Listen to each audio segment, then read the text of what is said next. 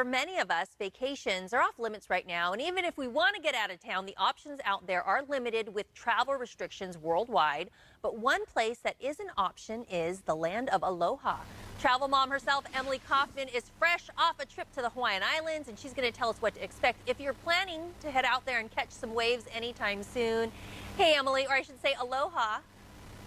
Aloha. It is so good to be with you guys because when the time is right and everybody feels ready to travel, we need to know certain things before we start planning a trip. And since Hawaii is such a popular destination for people in Sacramento, I wanted to share some of the ins and outs about what you need to do before you travel. Awesome. I think that's good information that we all need to know. First, though, tell us, what are the travel trends that you're seeing right now during COVID? Well, right now during COVID, the travel trend is to not travel. I've been investigating a few places so I can give a first-person narrative and guide people for when their time is right to travel. Right now, we're seeing a boom with road trips and RVs, and people really are still sticking closer to home. Once this vaccine comes in, it's going to change the travel game. That's true. I'm sure you have a good point there. Now, getting back to the land of Aloha, how does it work if you want to travel to Hawaii right now? Well, they're requiring negative COVID tests from one of their trusted partners before you board your flight. Otherwise, you have to have a 14-day quarantine. And you need to fill out a questionnaire at gohawaii.com. So it's a health questionnaire to see where you've been and what you've been up to. And some of the trusted partners that they're working with are places like Walgreens or CVS.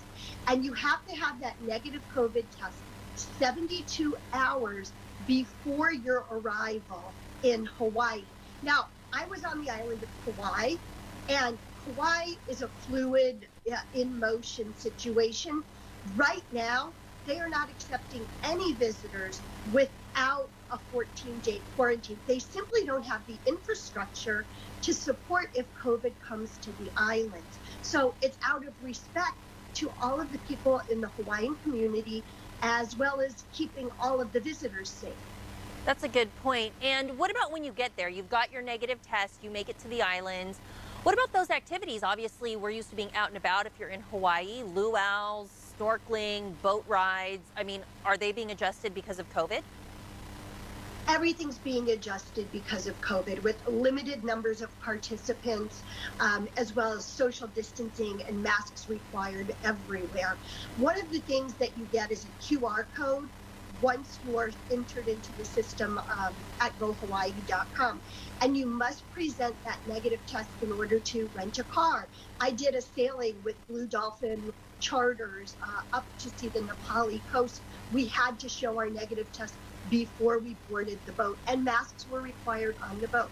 I stayed at the Grand Hyatt on Kauai, and what they've implemented in terms of protocol is outstanding. I did not feel unsafe there at all. The resort is gorgeous, spectacular, really spread out, so you're not up against a lot of people. So they're really setting things up for success there when the time is right for you. Yeah, and it sounds like it's not as easy as just packing your swimsuit, a towel, and getting on the plane. There's a little bit of extra planning that goes into it, and research, especially if you want to do certain things. So you've got to give yourself time and plan. Anything else that people should expect and be aware of if they want to travel there? Well, there's something interesting that they're doing. It's called malama.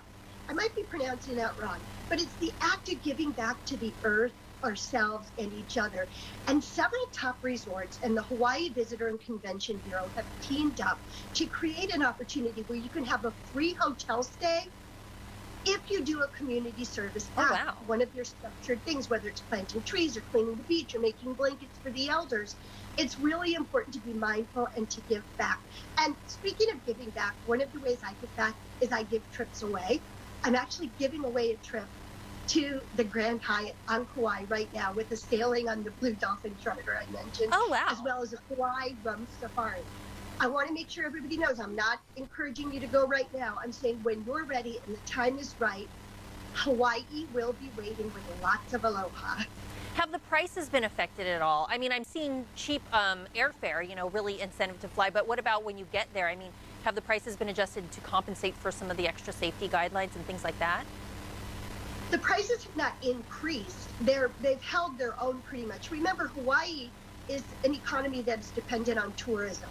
So right now, there's not a big discount to get people to participate in the activities. We are seeing the packages. We're seeing the free night free with the Malama program. And airfares are right now at a lower place than they've ever been. Very good. Well, Emily, we're going to have you back on at the start of the year, and we'll talk about forecasting the new year and 2021 travel. I appreciate you sharing this information with us about Hawaii, because it does sound like a good idea. Find all of Emily's expert vacation tips and advice on the Travel